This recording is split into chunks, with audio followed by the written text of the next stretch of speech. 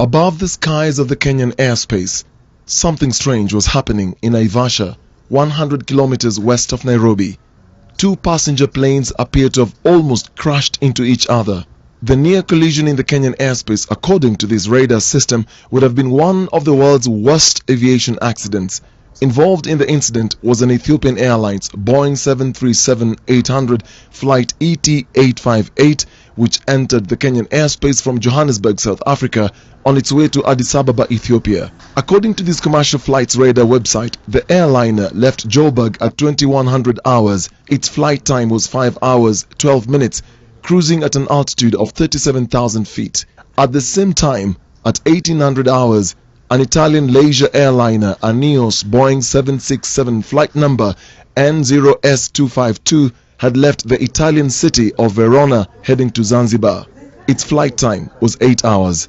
At 12:49 am Kenyan time, the two aircrafts were in the Kenyan airspace at the same altitude of 37,000 feet. The Italian aircraft had entered Kenya through Ethiopia and the Ethiopian airline from Tanzanian airspace. They appeared to fly into each other before the Ethiopian aircraft took a swift climb from 37,000 feet to 38,000 in just 1 minute at exactly 12:50 am. The pilot appears to have maintained that altitude for at least 5 minutes. The Kenya Air Traffic Controllers Association seemed to blame the near crash incident on a strike by Ethiopian air traffic controllers. They say the Ethiopian counterparts failed to honor coordination procedures agreed between Nairobi and Addis Ababa on air traffic navigation and management. I don't think Alan will go. I'm saying. Well, Dennis, who filed that report, is now joined live by the Director General of the KCAA. Dennis, over to you. Well, Olive, right before I introduce him, they released a statement yesterday following that report, and I just want to read one or two paragraphs in that press statement that was released after that report was done. The Kenya Civil Aviation Authority expresses its dismay over this report on the supposed near collision of the flight ET-858 and flight NOS-252 from Italy. And the linking of the striking air traffic controllers in Ethiopia in that report is not factual, and it's not true, and this did not involve the Addis Ababa airspace prior to entering Nairobi Flight Information Region is blatant misreporting. That's the statement that was released yesterday by KCAA. So I now want to introduce the Director General of Kenya Civil Aviation Authority, Captain Gilbert Kibe. Thank you so much for joining us, sir. Yeah. I know. Good evening to you. There's so much that has been talked about this on this story. 2 weeks ago when this happened, people are still talking about it. What is the true position of what exactly happened that day? Looking at what we have here, this is the radar coverage that we have in Kenya. That's correct. So the reports that when the two aircrafts got into the Kenyan airspace, who was in charge and how was this managed? Okay. This map is showing Kenya under radar control. We have 6 radar systems in Kenya, one in Mombasa, one at Moore Hills near Machakos, one in Nairobi, one in Eldoret, Poror, and Wajir. Right. Each radar covers a radius of about 500 kilometers. So when you look at these rings, you can see we have radar coverage around the entire Kenya, a lot of Tanzania, all of Uganda, all of Somalia. So I think the best thing is to go to the next slide there so that I can explain to you what happened. Right, this one. This is the flight path. Now, this is the flight path. So what you're seeing here is the airspace master plan for Kenya.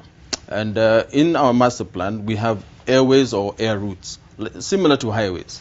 And therefore, what was happening was the Ethiopian 858 from Johannesburg to Addis was on a particular airway route. I'll just try to zoom in because this looks like a spider web. There are too many things going on here. Yes. Green lines, orange, blue. So these are flight paths. That is correct. Okay. So each airline, when it's going on a certain route, flies a particular route. It's like how you drive on the road. You have to follow that road.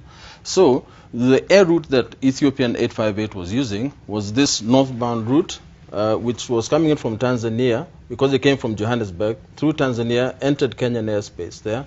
This is the orange line. That is the orange line. That we're seeing here. This one. This right one, this orange line. So it entered Kenyan airspace here and was now heading northbound to a point known as Upgap, which is here. Meanwhile, the Italian aircraft came in from the north side from Italy going down to Zanzibar. This blue line. This is the blue line here. It came overhead Lanette and then turned left now, and these aircraft crossed at that point. At this time, it's 3:50 a.m., not 12:50. 12:50 was UTC or Greenwich Mean Time, but local time was 3:50 a.m.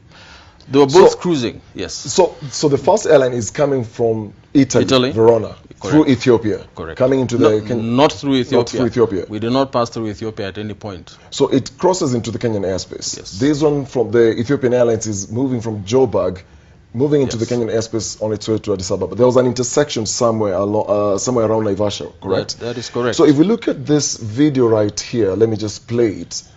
This is now what happened. Yes. What explain to us what exactly then happened here at that cross section? Ethiopian northbound at 37,000 and the Italian one going southwest at 37,000. At some point when they pass, you see flight FL380. That is 38,000 feet at the point where they crossed, and the Italian airplane was at 37. They did start at 37,000, but our air traffic control told them to climb to 38,000 feet. So the Kenyan air traffic controller spoke to the pilot here.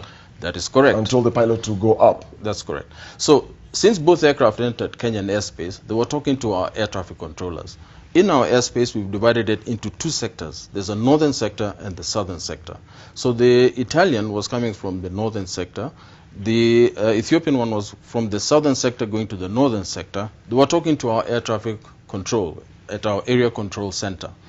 They were both told to maintain their altitudes at 37,000 feet. When they were coming close to the crossover point, about 35 miles before the crossing, which is about 90 kilometers away from each other, our air traffic control told Ethiopian Airlines there is traffic that will be crossing your path, and therefore you have been told climb to flight level 380.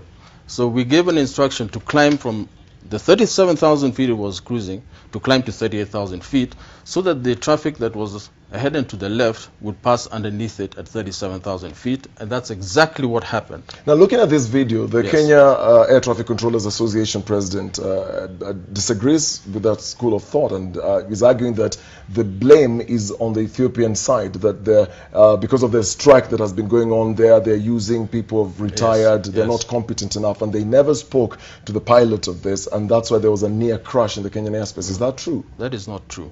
This happened in Kenyan airspace. It had nothing to do with Ethiopian air traffic controllers. So let's stick to the point. This event happened over Kenyan airspace. We're calling it an event because it wasn't an incident. At no point was there going to be a possible collision. So this crossing in the airspace is very normal in aviation? Absolutely normal. It happens all the time. Passengers who fly, you will notice as you're cruising sometimes you'll climb and then after a while you'll descend. That's exactly what happened. So the people inside the Ethiopian 858, all they felt was the aircraft climbing. Then after 5 minutes, it descended back to where it was.